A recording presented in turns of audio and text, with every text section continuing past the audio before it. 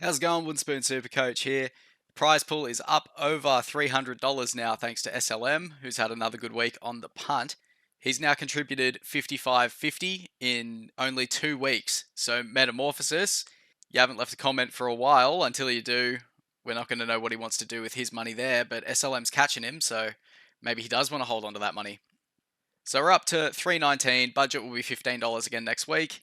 So don't forget to drop your comments with whatever bet you want to put on. I've gone back to back 1500s this week and still not enough to get green arrows, which is really brutal.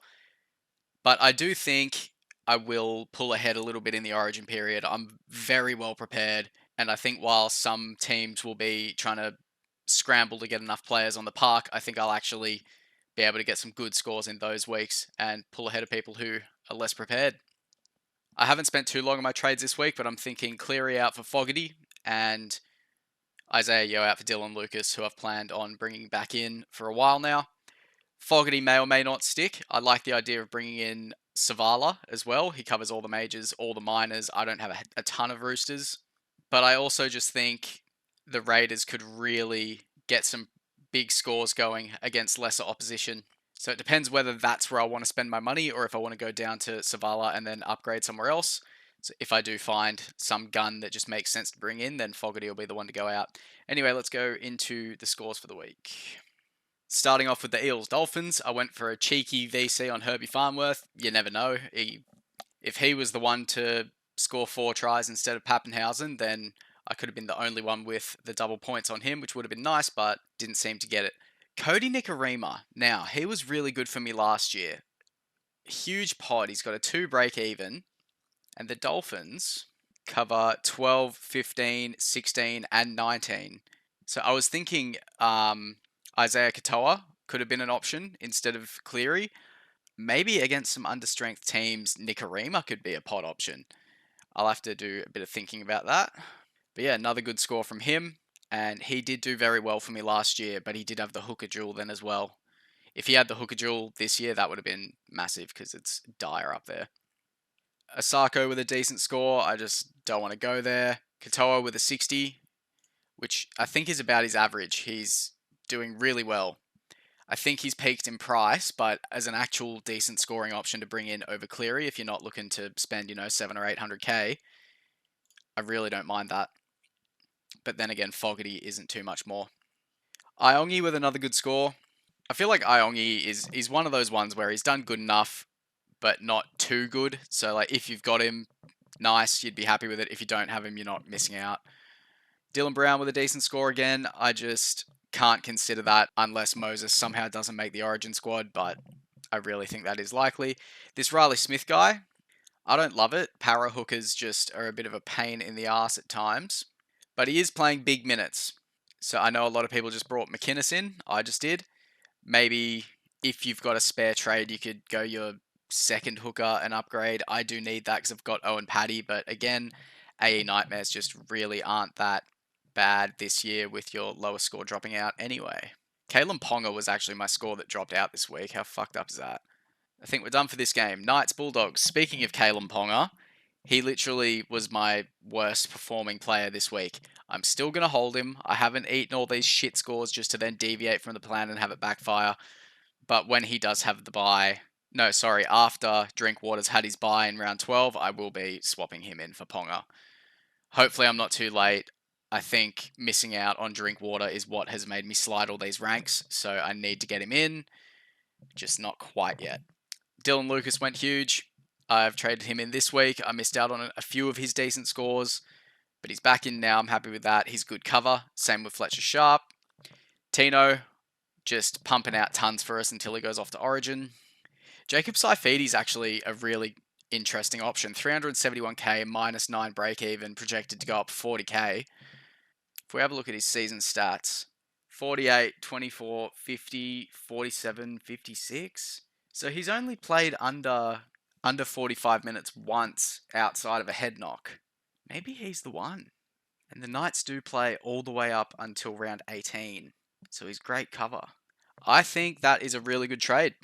I think Dan Saifidi can be a really good downgrade option.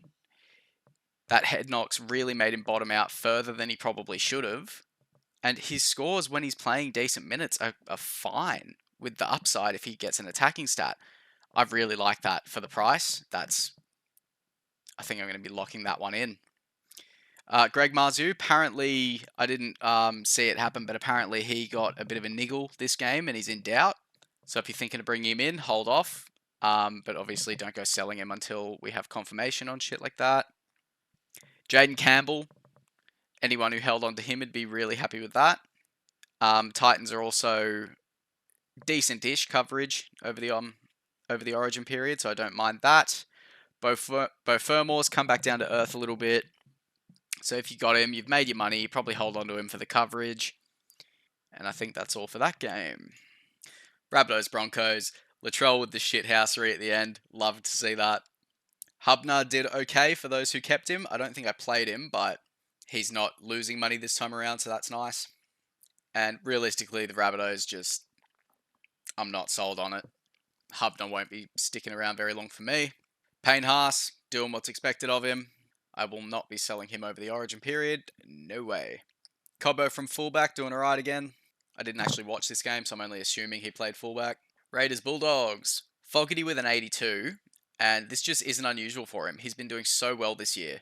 His average has just creeped up over the year. That 125 does inflate it, so realistically you're looking at about a 65 average plus any attacking stats he manages to get. And he's got the goal kicking, which is very valuable as well. So I really like that option. I think I will be keeping him in over Isaiah Katoa. It's just a little bit more exciting. Tarpon is another one I'd like to look at. He's quite expensive, but you get what you pay for from him, and he usually starts to heat up around this time of year since he doesn't play Origin. Zach Hosking, another one. How much is he costing? He's only 500k. So I think a lot of us would be already having a lot of Raiders with Nicholson, Horsburgh. We don't really need another one, but if you don't have both of those guys, then sure, maybe you could look at him. He does have a tendency to score pretty well. And I think that's all for the Raiders. Stephen Crichton with a ton. I could be wrong about this, and then towards the end of the year we see he's one of the higher averaging centre wings, but I've just never seen it in a Supercoach sense, so I won't be going there. I think it is better options. Kickout's an interesting one. 54 break even, 573k. I think the issue with him is his coverage. So the Bulldogs miss 13 and 16. So they do play all the majors, but those minors are quite tricky. You can see that I'm good for round 12 and round 18, and I only need one more player for round 15. So the majors are a bit easier, and then on the minors, you can see for round 13, I need 3, 16, I need 12, and then 19, I need 5. Bulldogs don't help me very much. Max King is becoming more of a premium front row forward option year on year. He's a very good player. 600k though with the coverage. Look, it could be right for your team. I'll leave a link to the tables in the description so you can do what I'm doing right now. Karaz with another decent score. He's probably going to be 800k next week. I'm good. He might get picked for Origin. He's super expensive. That's enough for me to not pick him. If he doesn't get picked for Origin, then he will be my biggest target. And I think that covers it for this game.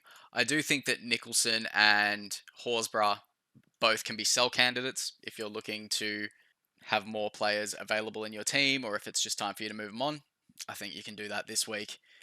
I'm also all aboard selling Cleary, Yo, any Panthers guns this week. They haven't been providing us with the super consistent high scoring that would make it worth holding them. Kind of like a Payne Haas, he's worth holding because we know he's just going to be so valuable for the rest of the year. Cleary and Yo aren't really on that level anymore, so I'm happy for people to sell them. Dragons Warriors. Aaron Clark, if you held on to him, you'd be fucking laughing. 600. Oh, how good is that? He's definitely one I missed out on, but I can't act like I was tossing up whether to keep him or not. I wasn't. He was gone. Hamish Stewart doing well for me. -10 break even. He'll make a bit more money. That is nice. If we have a look at the Dragons, so he helps me up until round 16, so I'll probably flip him to a team that plays 18 and 19 when that bye hits. So one of those teams there that plays these 4 last games could be an option. Storm being there, maybe that's where I bring in Eli Katoa. I like that. Val Holmes scoring is average. not much to go over there. Gutho, bit of a better score this week. He's still fallen from the heights of a few weeks ago. I really like the trade from him to either, probably not trading in Ponga at this stage, but Drinkwater, I like that. Or if you wanted to go something crazy, you could go Latrell. Nickel Klukstad, good score coming back, but I don't think anyone is really looking at him. Metcalf doing okay. Voimaga doing okay.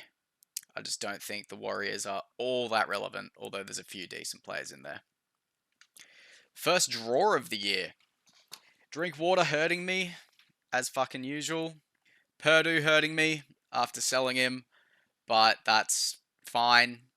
He only just got over his break even. He's still going to lose money. He did what he needed to do for me. He made money and he scored me points while I had him. So I can't complain with that. Derby doing well. Derby is just like a 2-week older version of Purdue. He's doing the exact same thing, scoring tries when he needs to knock that break even down and make us heaps of money. So he's doing just fine as well. I think I'll hold on to him this week because I'm already selling Cleary and Yo, but I think he'll also be going next week for another gun. McIntyre doing well. If you brought him in when I suggested him, you'd be pretty happy with that. He hasn't made the most money, but wasn't a bad trade-in by any means. And the Panthers. Blaze Talungi's starting to do really well. It could be interesting to see how he goes when Cleary's not there. If you think he's going to be the one to step up in Cleary's absence, then maybe if you want to go a pod route, you could go there. Isaiah Papali'i doing a bit better. Isaiah Yo with a much better score over the last few weeks. But he's also gone for me. Cleary, gone. Not too much to go over here. To'o, if you went early on him, not the best move. Especially with the bye coming up, that would have been a very weird move. I think in time he'll bottom out. I don't see him getting picked for Origin, considering he hasn't set the world alight. We haven't seen much of him. He is kind of one of those players that just gets a jersey if he wants one, but I feel like this could be the in for Kiraz. So big eyes on that. And I think that's all for that game. Now, bloody hell. If you captained Pap this week, well done. It feels good, doesn't it? Like, he'd scored 3 tries in, I think, 15 minutes, and what a ride that was. And then I've got Munster as well, which was the cherry on top. You'd be very happy if you owned either of them or captained either of them. Don't beat yourself up if you captained someone else and you still got the 182 from Pap. Could be worse. Xavier Coates went big. Jerome Hughes went big. Bronson Garlic went big. Now, with Harry Grant going to Origin, here's another little hooker option that we could go with. I'd have to check the coverage. I don't think Storm have very good coverage. But if you're after a pod hooker and you didn't go McInnes and you're stuck and you need a cheaper option, there's your guy. Eli Katoa with a relatively normal score there. He's at a decent price to bring in as well.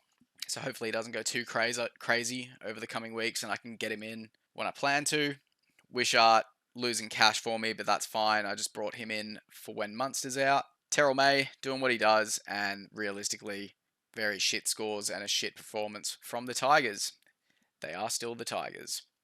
And speaking of shit performances, Manly go down to the Sharks, 14-30. I don't know why they forced Turbo back into this team when he's not even fit enough to make an impact.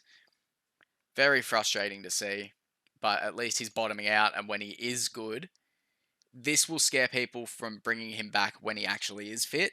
So don't bring him in yet. Let him bottom out. If he's going to keep playing like this, he could be 500k, and then you bring him back when his legs actually work, and it'll be a very important trade-in towards the back end of the year. Olakuatu is also getting a bit lackluster for me. I mean, if Manly's not firing, he can't really be firing. So if you're looking at a trade out, I think there's bigger things to prioritize with Panthers guns and just Origin coming up. I don't think that's a trade you need to do. But I kind of want to trade him out, I can't lie. And I don't think there's anyone in the Manly side that I really want in my Supercoach team at the moment, which hurts me to say. AFB got his try, so he got a not shit score. I'm kind of cooling off on the idea of getting him in and stacking the pack, because the idea of stacking the pack is consistent high scores with a bit of ceiling, but I think AFB is a little bit too much ceiling and lower floor. So I've gone with Dylan Lucas in the end. Hines doing fine. Kale Iro is seriously a fucking weapon of a player. I think it's a bit late at 700k, but if you picked him up as a pod earlier in the season, you'd be laughing. Nikora starting to heat up. He's another one you could bring in. He's very cheap. I think that's the cheapest he'll get. So another option there if you're not too Sharks heavy. Mulatalo giving it to Garrick. Ugh, pain. McInnes doing fine. This is the kind of output we expect from him. Not looking for the 80 that he scored last week. That's a once a season type thing. He'll score 60, give or take 5 points every week. No doubt. And I think that'll do it. Let's have a look at who topped the league this week. As for par this week, I think it is around 1500 again. There is a big range of scores, obviously with the Storm game there. But if you didn't go big, I think there's a lot of people who didn't go big. So I do think it's going to cost a lot of people some ranks. I got a 1550 and I got pushed well out of the top 2k now. So it's very competitive up the top. Don't get too disheartened by it. Origin's coming. It's a time where you can capitalize. Shout out to Ross in the ball bags. He absolutely flogged me this week with a 1635. Jesus. So Nathan is still topping, ranked 13th with 13,643 points. He is very far ahead of the next on the leaderboard. So keep going, Nathan. I hope you've got a team that's set up for Origin. Let's have a look. Yeah. Yep. Very nice. Very, very nice. He's going to be a threat to beat, guys. 13th overall is amazing, dude. Well done. And with your team like that, I reckon you could see single digits if you keep it up. So, well done. So, Nathan, if you leave a comment on this video, you get half the budget. And Malmafinger Brett with 1766. If you're watching this video, leave a comment. Let me know it's you. You'll get the other half of the budget. And you can put that on whatever bet you want. Yeah, he's got Tarpany in, Lucas, Tino, Dylan Egan, Cleary, Captain Pap, Campbell, Munster, Farnworth, Fermor, Derby, Tracy, Drinkwater, Pap, Iongi. Well done, bro. That's crazy. And we'll quickly pop over here. So I've updated the data and we can see that the best attacking team in Supercoach is now the Storm again.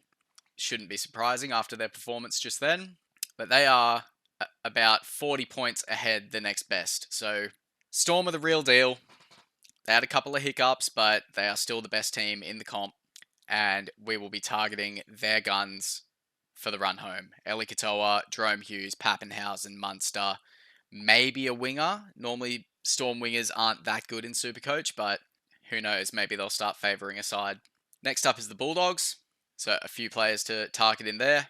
Raiders coming in third, followed by Broncos, Dragons, Panthers, Sharks. And if we look at who to target, it is still the Rabbitohs, and it's not close. 65 points worse than the next team, the Titans, and then another 35 points worse to get to the Eels. So realistically, these top 7 teams here are all targetable, but emphasis on the Eels, Titans, and Rabbitohs. Their defense is shocking. But the Tigers, Dolphins, and Warriors are still very targetable, so that's where you should be putting your captains and vice captains and your Origin cover trade-ins. So that's it, guys. We're a little over a third of the way into the season, and we're a little under a third of the way to a third of a grand. So we're just about on the trajectory to get $1,000 in the prize pool by the end of the year. So keep leaving bets in the comments, and we'll keep seeing that rise. I'll see you for teams lists tomorrow. Hooroo.